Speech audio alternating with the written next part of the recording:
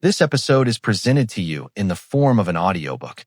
Should you try to change yourself, or should you accept yourself as you are?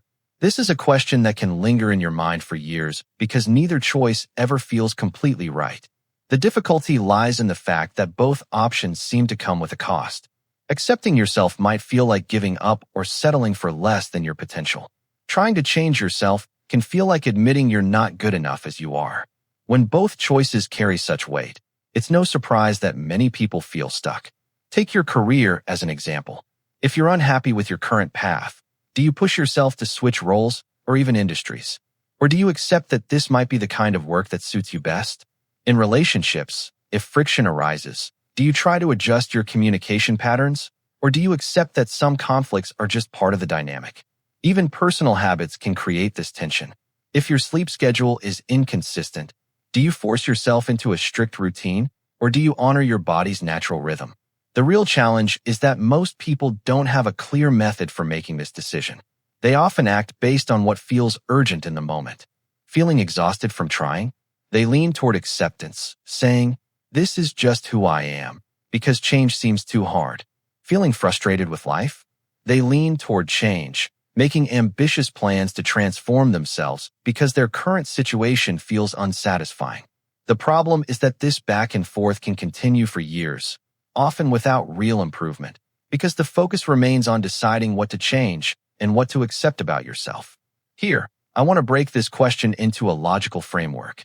This doesn't mean ignoring emotions. Feelings provide valuable information, but it does mean making choices that aren't just reactions to how you feel today. By understanding what aspects of yourself can realistically change, what aspects probably won't, and what each choice costs you, it becomes easier to know when to push for change and when to accept your reality. The first thing to recognize is that feeling confused isn't a sign that something is wrong with you. It comes from the way acceptance and change are often framed. On paper, they seem like opposites. Acceptance says, "I'm okay as I am," while change says, "I need to be different." Taken literally, it feels like you must pick a side, betraying the other in the process. If you've ever tried to accept yourself but still wanted to improve, you may have felt guilty for not being content. And if you've tried to change yourself while still wanting to feel good about who you are, you know how difficult that can feel, like you're faking it. That tension is exhausting, making every decision feel heavier than it needs to be. The feeling of being heavier than it should often comes from more than just deciding what to do. It comes from questioning what that decision says about who you are. This confusion grows because we rarely separate identity from behavior. Identity is the set of traits, values, and patterns that make you feel like yourself. Behavior is what you actually do, your habits, actions, and choices. When these get tangled, you end up either defending unhelpful behaviors because you believe they define you or attempting to rewrite fundamental parts of your identity because you see them as flaws. Either approach misdirects your energy and slows, or even halts, progress. For instance, consider someone who is naturally introverted. If they assume that excelling at networking requires becoming an extrovert, they expend a lot of energy fighting their natural temperament. Conversely, if they believe being introverted means avoiding every professional event, they may miss opportunities that could advance their career. Or think of a perfectionist. Viewing perfectionism as an unchangeable identity could prevent them from working more efficiently or accepting minor mistakes. But trying to eliminate it entirely risks losing the attention to detail that makes them valuable. When acceptance and change are seen as opposing forces, it creates a false dilemma. In reality, they operate on different layers. Acceptance belongs to the stable aspects of identity, while change applies to the flexible aspects of behavior. By distinguishing these layers, the apparent contradiction fades. You can honor your core self while refining how you act within it. Understanding how mixing identity and behavior creates the perception that acceptance and change conflict is just the first step. The next is learning how to separate them in practice. Without this, the concept makes sense theoretically, but decisions remain messy and confusing in everyday life. Identity consists of traits, values, and long-term tendencies that consistently emerge over time. These patterns are relatively stable regardless of your environment.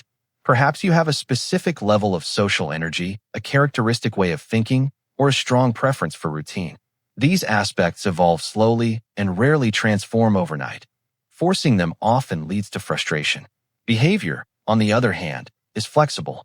It includes the habits, actions, and skills you can intentionally adjust.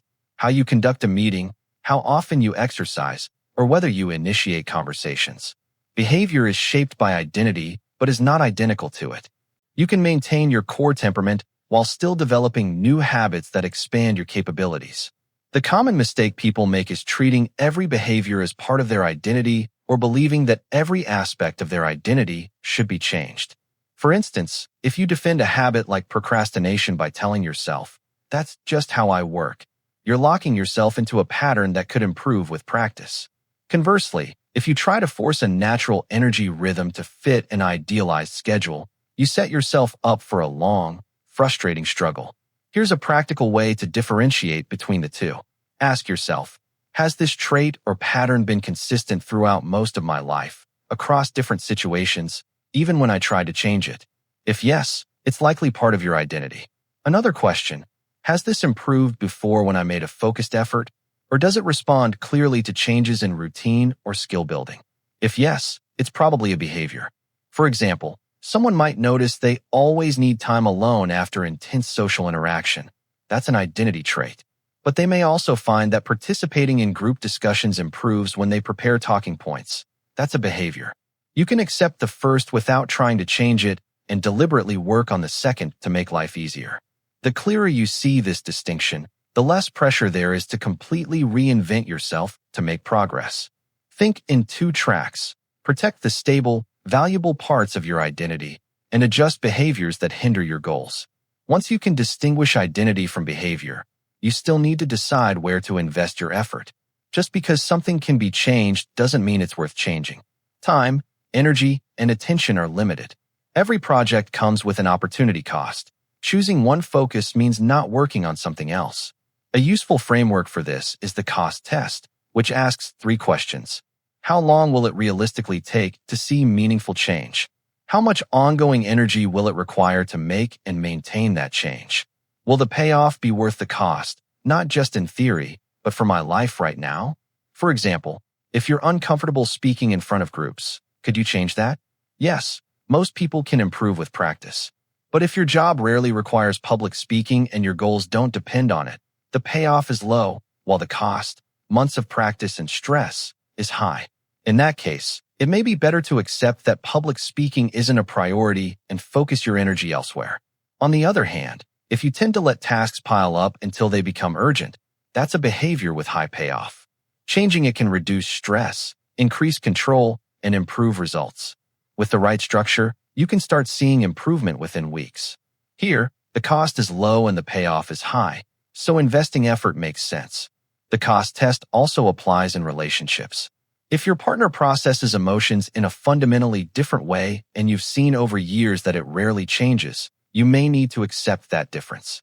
Trying to fix differences in personality or habits can often be costly, in terms of both conflict and emotional energy, with little chance of success.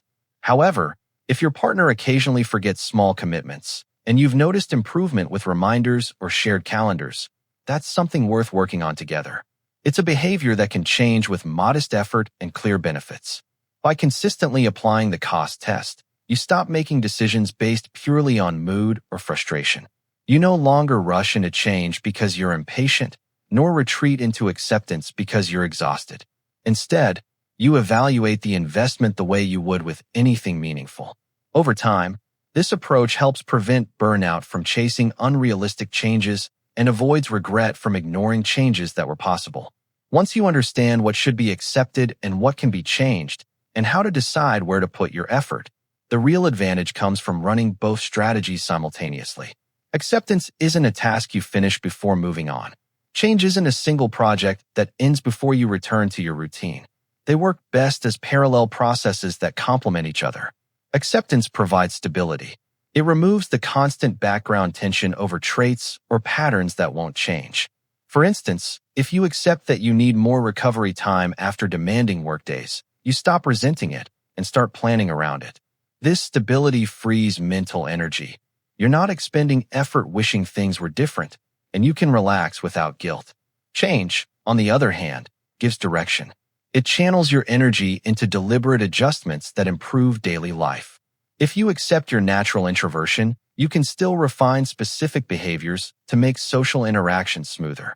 You're not trying to alter your core temperament. You're enhancing how you function within it. The key is keeping both acceptance and change active. Focusing solely on change can lead to constant self-rejection because there's always something to improve. Focusing only on acceptance can result in stagnation as you stop challenging yourself in areas where growth is possible. A practical approach is to identify, at the start of each month, one thing you're actively accepting and one thing you're actively changing. Write them down to maintain clarity. For example, I'm accepting that I do my best creative work late at night, and I'm changing how I manage my calendar so I'm not tired before starting that work. This distinction prevents confusion and ensures progress. Over time, this dual strategy builds resilience, because acceptance prevents wasted energy on impossible battles, and momentum, because change keeps you engaged in improving the aspects of life you can influence. With both in place, you no longer need to choose between being kind to yourself and pushing yourself. You can do both, and each enhances the effectiveness of the other. That's it for today's episode. Let me know your thoughts. Thanks for listening. Take care, and I'll see you next time.